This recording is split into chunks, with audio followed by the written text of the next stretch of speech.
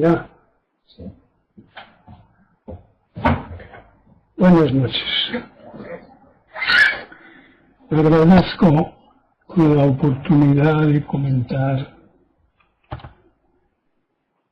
sobre las enseñanzas de Buda.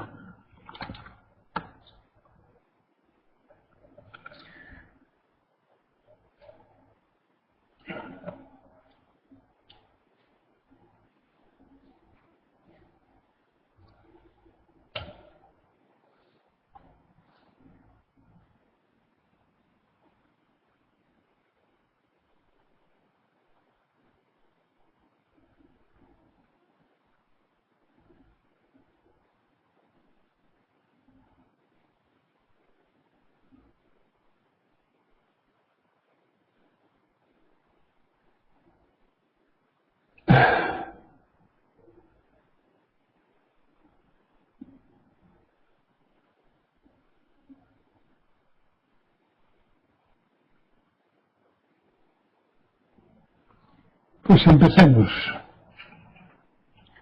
Empezaré por comentar esa frase de Hongxin que dice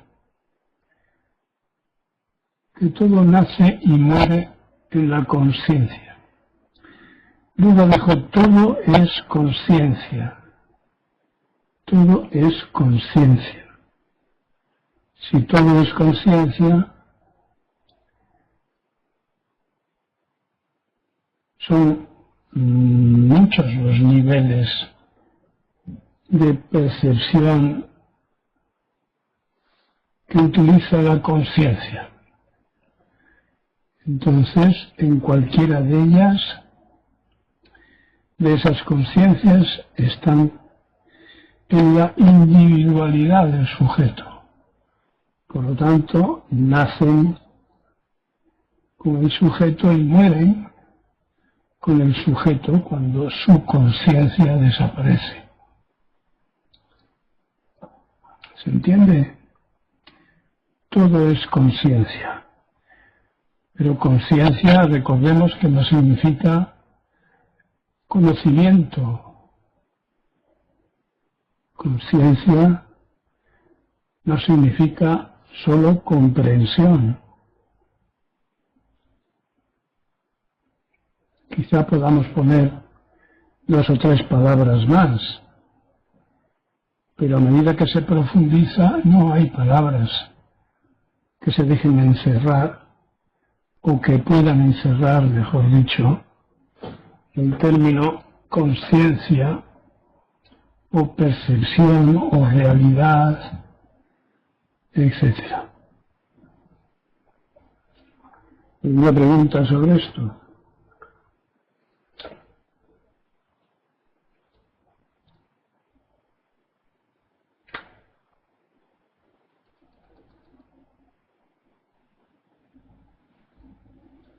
Bueno, algo sobre la espiritualidad que se maneja tanto y de maneras con las que en general no puedo estar de acuerdo. Vulgarmente se llama espiritualidad a la que se ocupa de las cosas de los espíritus.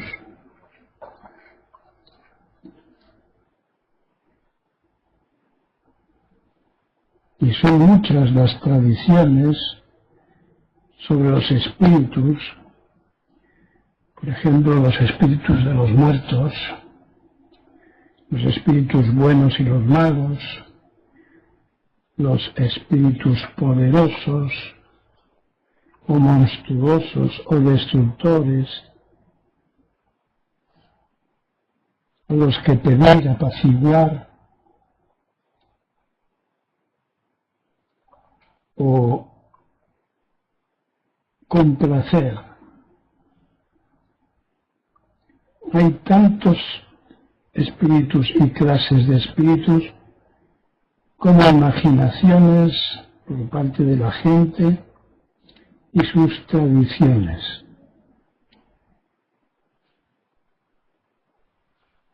La atención a los espíritus exige sacrificios, y los sacrificios son refuerzos a los condicionamientos, como por ejemplo las ofrendas. Prescindir de algo le da autoridad al sujeto para exigir al espíritu o a Dios una buena respuesta. Y una buena respuesta es la que le conviene a cada uno. Así que en muchas culturas los espíritus sustituyen a los dioses y en otras los complementan. Puesto que se trata de creencias, de sugestiones, de supersticiones,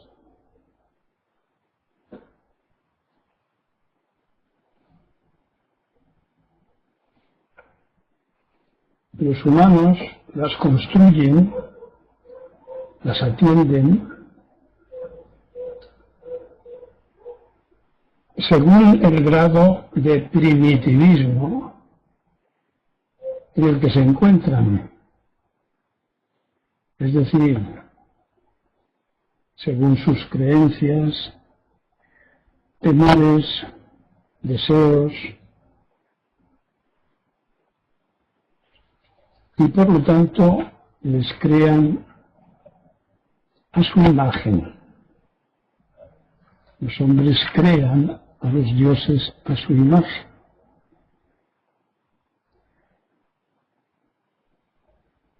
Un invento egótico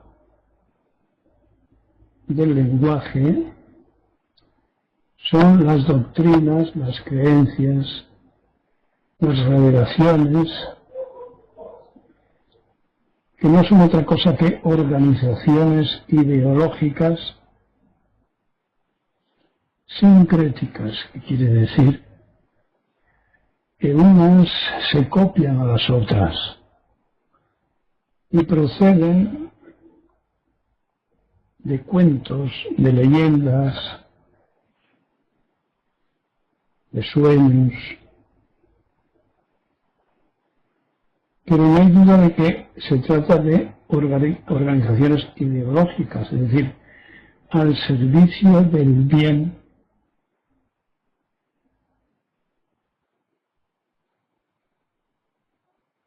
para cada uno. No hay por qué entrar en las consideraciones,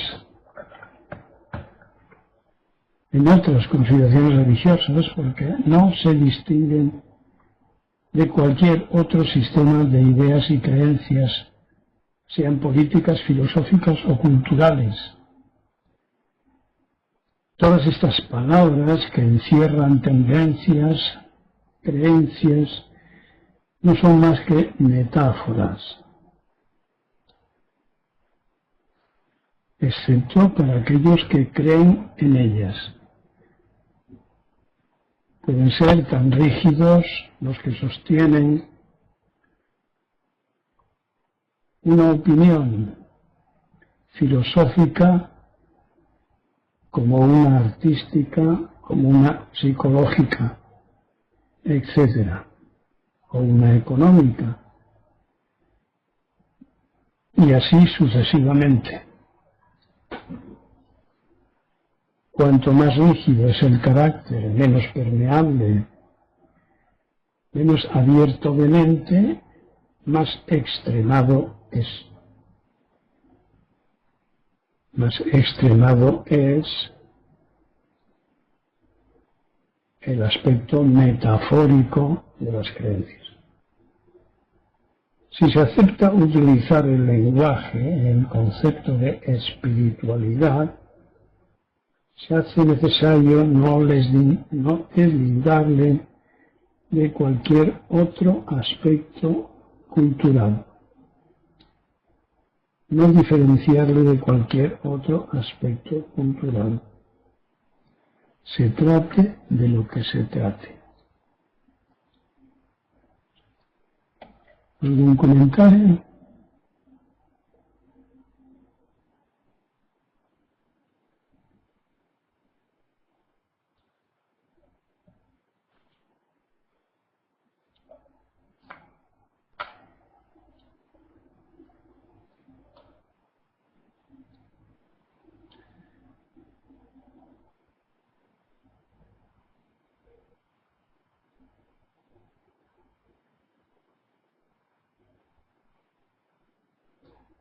Pues continuamos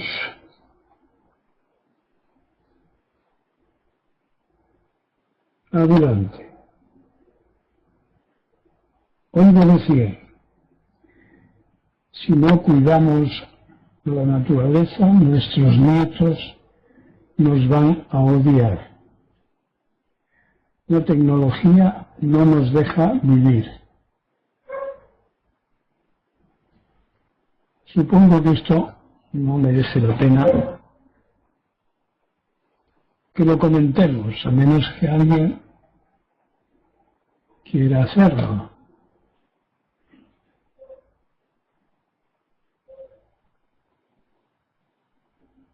Puesto que todo es conciencia, cuando nuestros nietos piensen, ¿dónde estará nuestra conciencia? Así le decía un maestro zen a sus discípulos cuando estaba muy enfermito y se iba a morir. Los discípulos lloraban y él les decía, ¿por qué lloráis si yo sé dónde voy?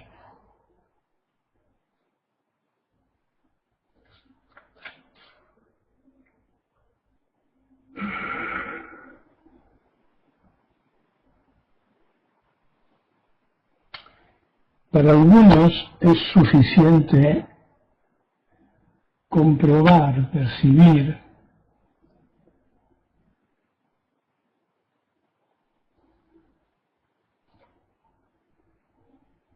la limitación producida por un personaje, por un ego, que ni siquiera es yo mismo. Esto es suficiente para algunos que lo perciben con intensidad para desenterrar, según la expresión de uno de vosotros, su propia naturaleza. Son pocos. El lenguaje de la experiencia zen no es ni racional ni irracional, y al mismo tiempo es ambas cosas.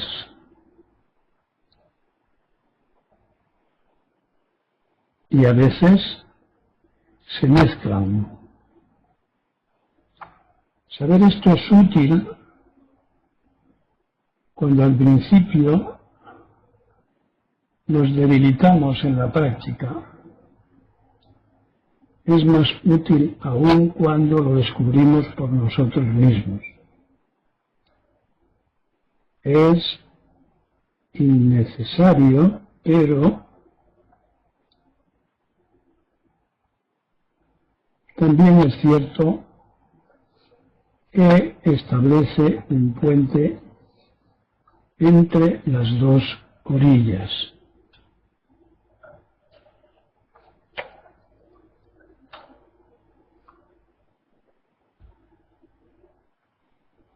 Yo puedo leer esto. Ha salido aquí un cartel. Sobre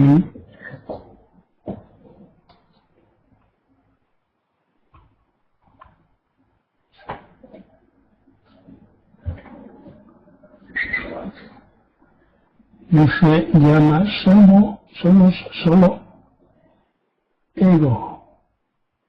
Lo mires por donde lo mires, hasta que encontremos nuestra auténtica naturaleza.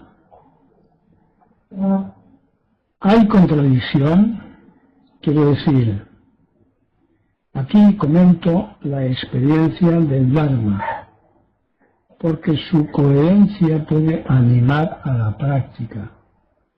Una práctica silenciosa, sin pensar, sin debilitar la acción, sino al contrario. Pensar para no pensar, comprender para entrar en el clima de la sabiduría de la propia naturaleza. No es una contradicción, sino progreso, evolución.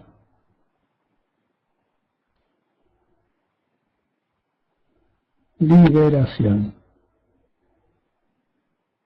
Una vez tomado el refugio, intelectualizar cada vez menos y practicar cada vez más. Hay una tendencia por parte de los principiantes a intelectualizar. Será esto, será lo otro. Todas las respuestas están en la práctica.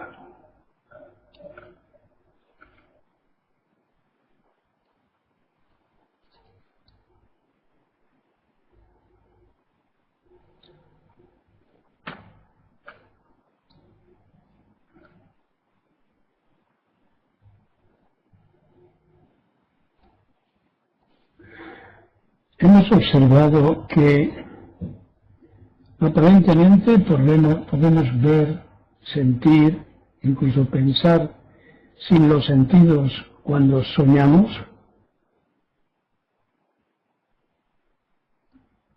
Se puede estimular y regenerar el cerebro a base de nanocables conducidos por el sistema vascular.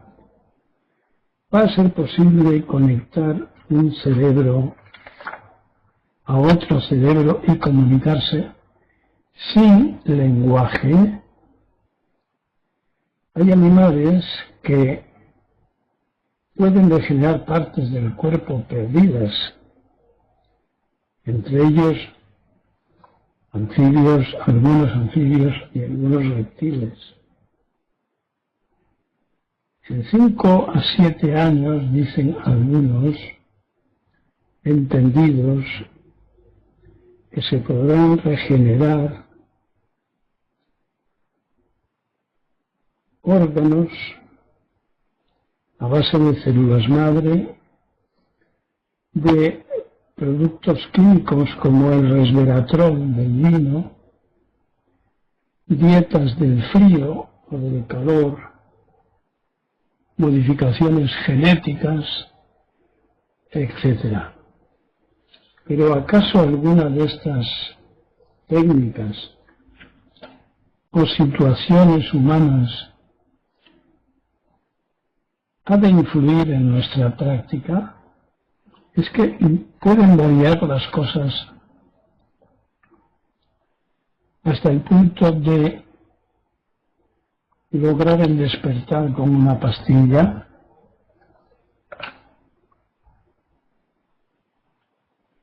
Hay algunas drogas llamadas sagradas que pueden producir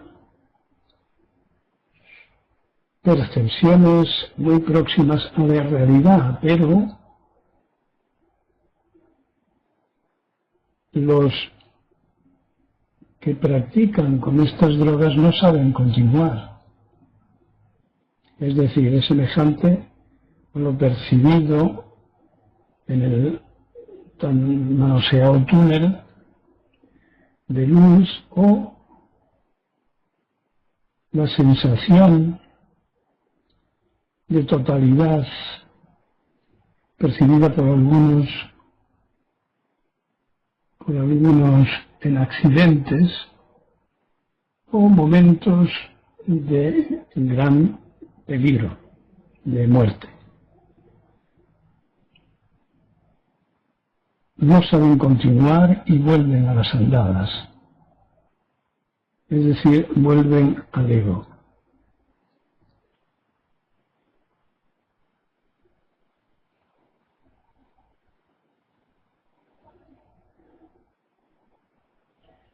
El día pasado hablaba de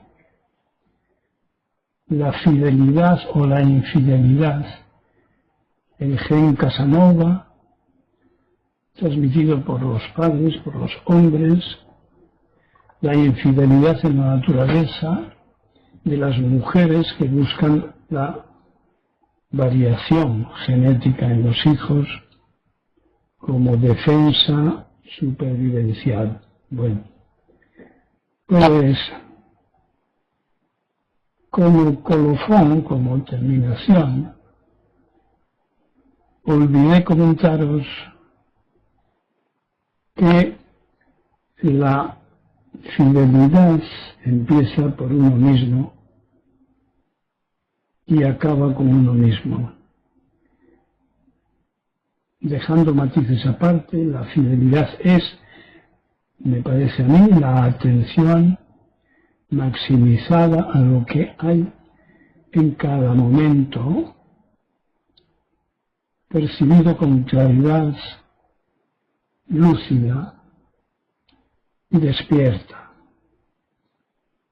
Fidelidad a esta mente, a esta conciencia, es donde empiezan y acaban todas las fidelidades y todas las infidelidades.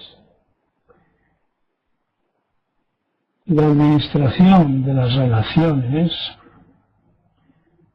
son pactos, intercambios, ayudas mutuas, etcétera. Es decir, el último extremo se trata de intereses.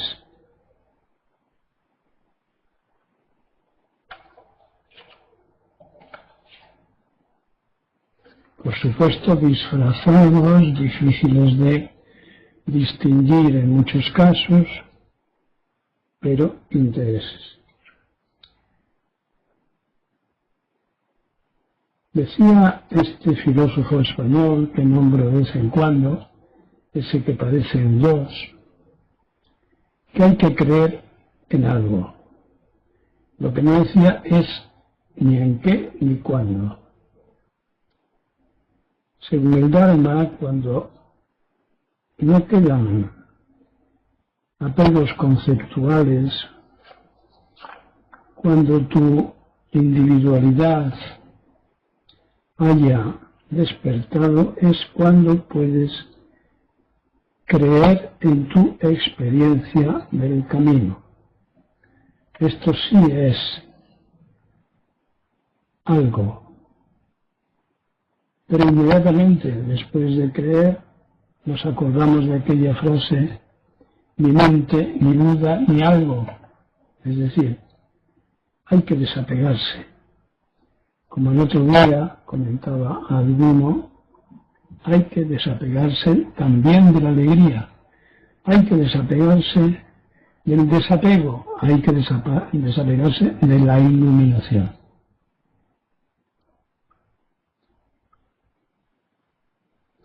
Las creencias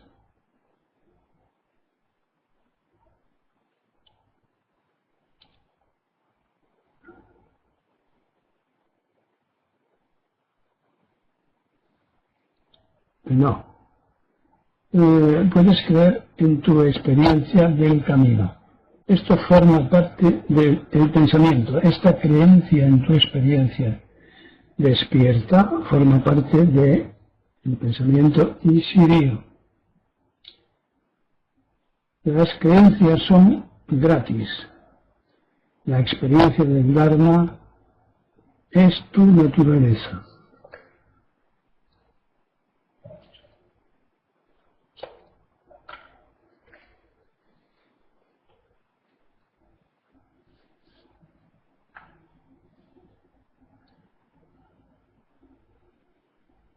Bueno, algo sobre las disciplinas.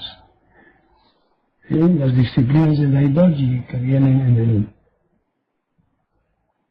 en el apéndice de los libros. Hay que romper con el me gusta y el no me gusta. Una discusión idealista del mundo personal, base del capricho, las falsas elecciones, las diferencias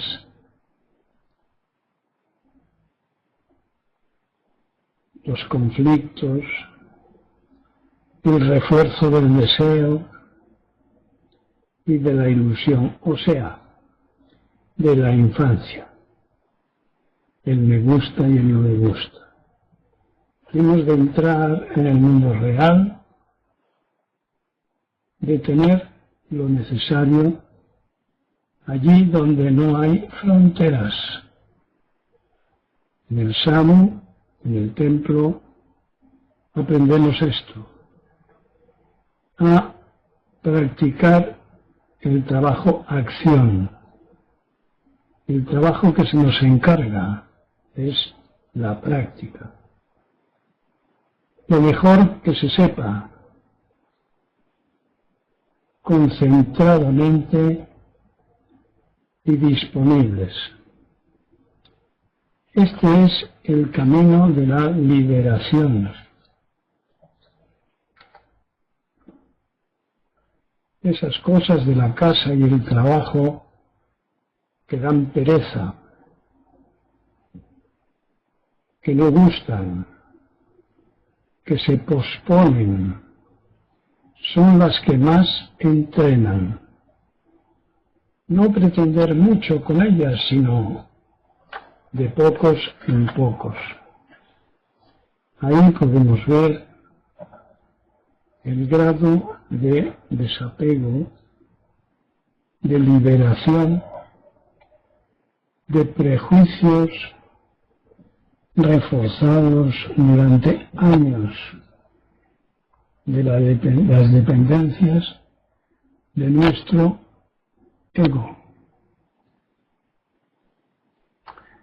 Y no tengo más que comentar, a menos que preguntéis algo o comentéis algo.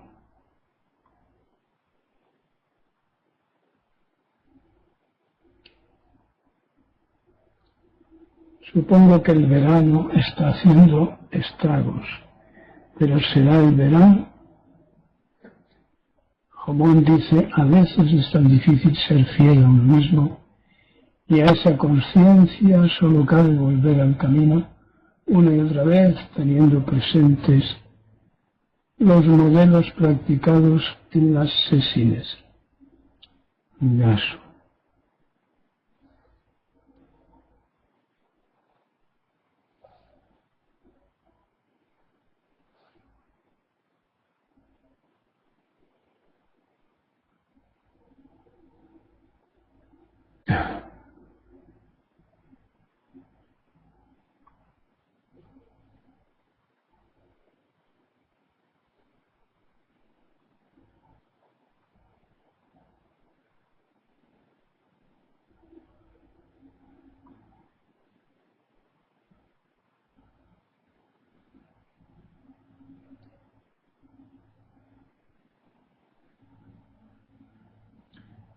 Bueno, pues si no hay más,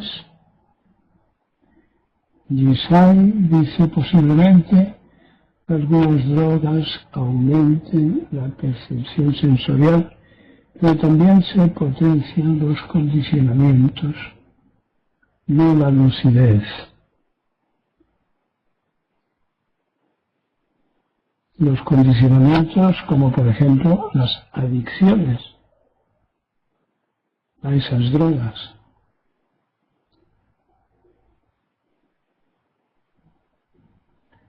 Todo lo que sea artificial está envenenado.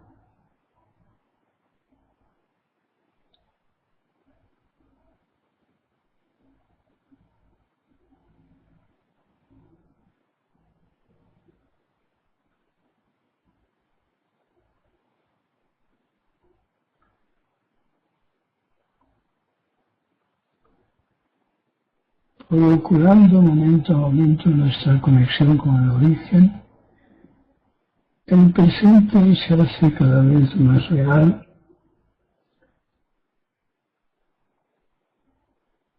pareciendo todo lo demás muy débil, sin fuerza, como un sueño, cuestión de asiduidad.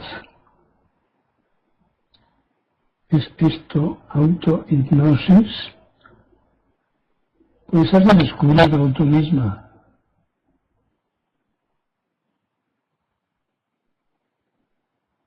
Dayasi dice desconfianza hacia la mente egótica y confianza en la práctica. Bueno, llama, los límites de la mente son los que hacen añicos el equilibrio mental, físico y de relaciones con los seres vivos. ¿Podrías explicarlo? A ver, los límites de la mente son los que hacen añicos el equilibrio mental, físico y relacional con los seres vivos. Claro. Es cuestión de modelos, es cuestión de prejuicios establecidos, de juicios acostumbrados, todo eso, juicios, prejuicios, costumbres, son límites de la mente. Y una mente limitada no percibe lo real, percibe la apariencia de las cosas.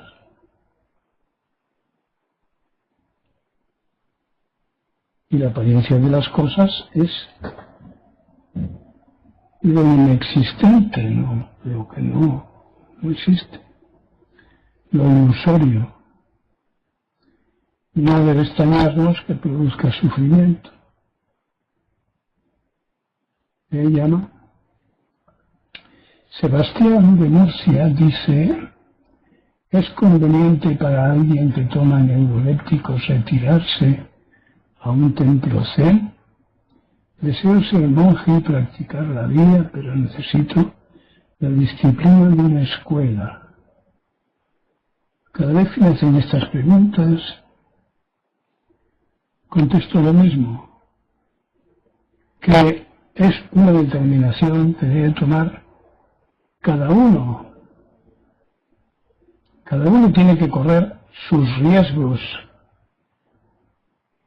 tiene que poner a prueba sus miedos, sus creencias, es decir, sus limitaciones, que es de lo que estábamos hablando.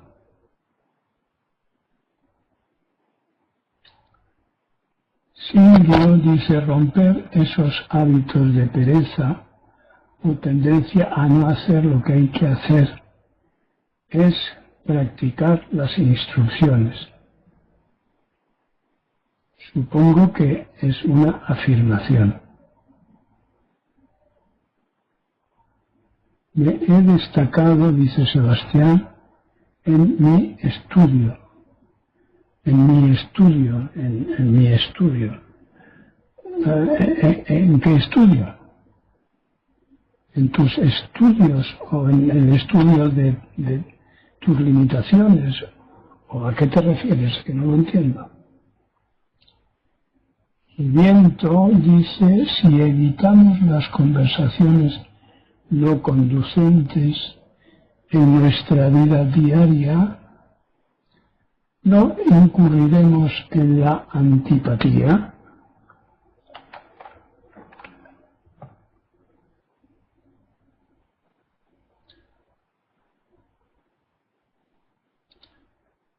Bueno, pues pones el ejemplo de un temor y lo solucionas con tu ego.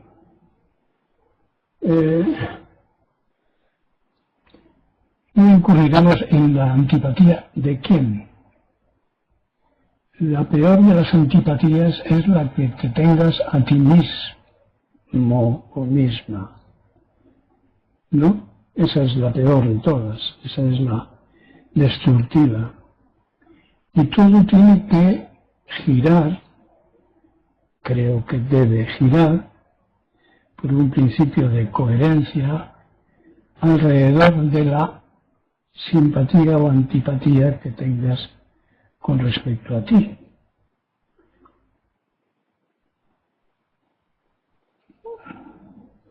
Unas veces causarás antipatía, otras simpatía, otras las palabras que tú quieras o que tu ego quiera emplear. Es un asunto de prioridades, de urgencias. Para el que le es urgente convertirse en sí mismo, pues le importan poco esos inconvenientes. Otros saben disimularlo, es decir, no exhiben sus puntos de vista, ni por qué los tienen, ni cuáles son sus prácticas.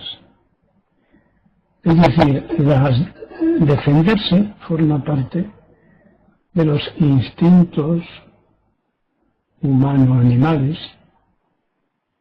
por lo tanto, hay que utilizarlos. Sebastián dice, necesito un maestro para evolucionar. Vivo en un estado mental apacible y feliz por las cosas como son. Pero deseo profundizar. No estoy en un templo ya que la medicación me lo impide. He aprendido mucho de usted a distancia, pero necesito algo más fuerte.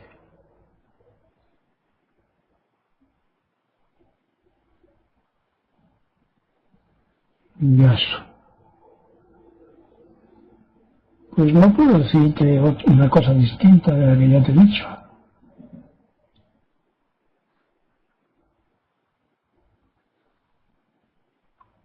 Y es que no sé.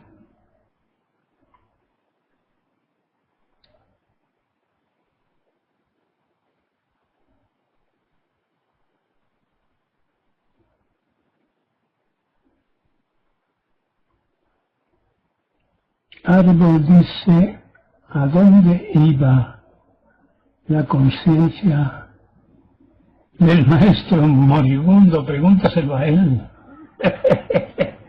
Está bien, está bien.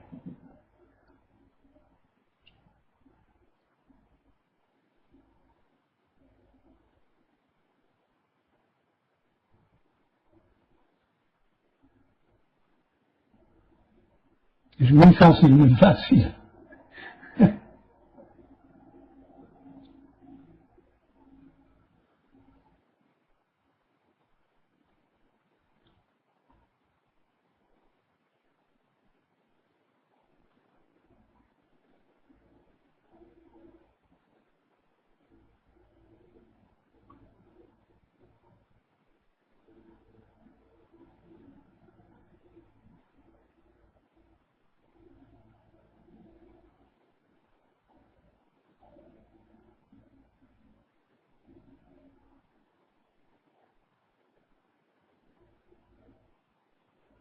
A ver si te ayuda esto.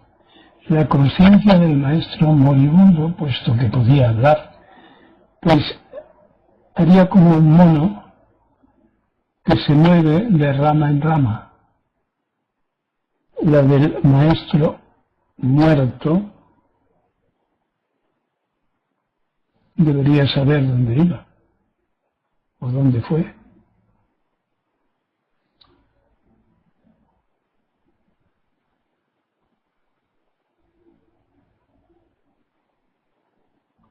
¿Más?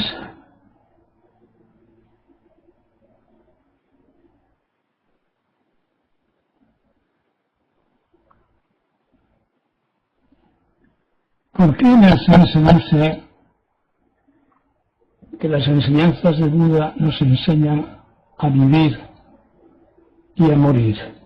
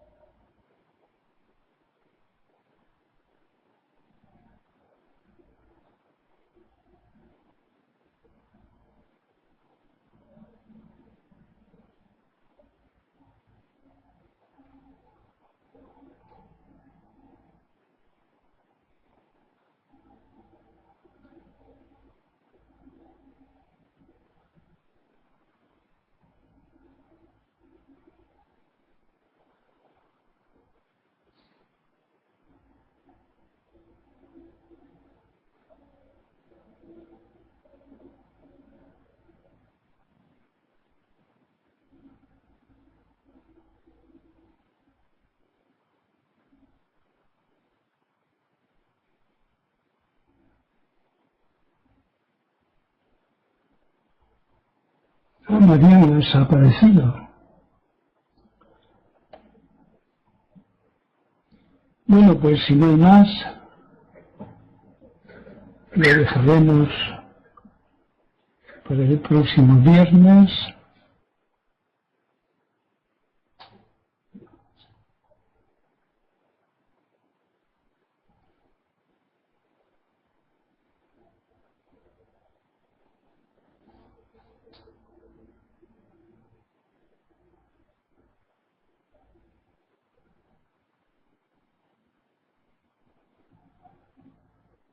Recordad que el próximo viernes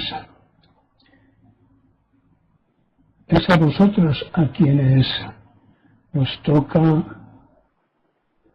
llevar el peso de la charla, lo que quiere decir que habréis de estudiar esta.